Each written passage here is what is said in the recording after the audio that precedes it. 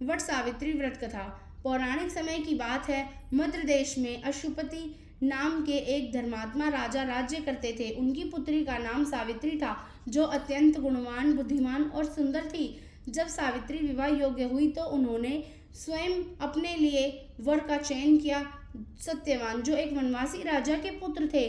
तभी नारद मुनि जी ने राजा अशुपति को चेतावनी दी कि सत्यवान की आयु बहुत ही कम है और 1 वर्ष बाद उनकी मृत्यु निश्चित है। यह जानकर भी सावित्री अपने निर्णय पर अटल रही और सत्यवान से ही विवाह कर लिया। वह राजमहल छोड़कर वन में अपने पति और सास ससुर की सेवा करने लगी। समय बीतता गया और वह दुर्भाग्यपूर्ण दिन भी आ गया। सत्यवान लकड़ियां लेने जंगल गए, तभी अचानक उनके प्राण निकलने लगे। उसी समय वहां यमराज प्रकट हुए। यमराज ने सत्यवान के प्राण ले लिए और दक्षिण दिशा की ओर चल दिए। सावित्री भी उनके पीछे पीछे चलने लगी।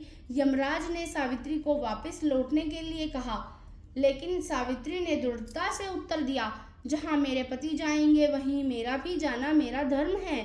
सावित्री की अटूट भक्ति और बुद्धिमता से प्रसन्न होकर यमराज ने उन्हें 3 वरदान मांगने को कहा, पर एक शर्त रखी कि वह अपने पति के प्राण नहीं मांग सकती।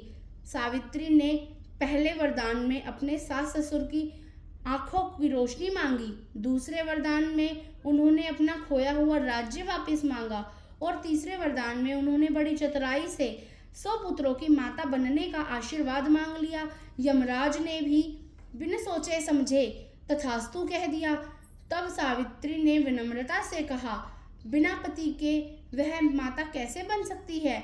यमराज अपनी ही बातों में बंध गए और उन्होंने सत्यवान के प्राण वापस कर दिए। सावित्री की इस दृढ़ निष्ठा से और प्रेम के कारण सत्यवान फिर से जीवित हो गए।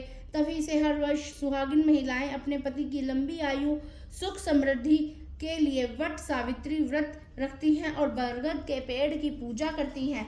ऐसी धार्मिक कहानियों के लिए चैनल देववाणी स्टोरीज को लाइक करें, सब्सक्राइब करें और शेयर करें। धन्यवाद।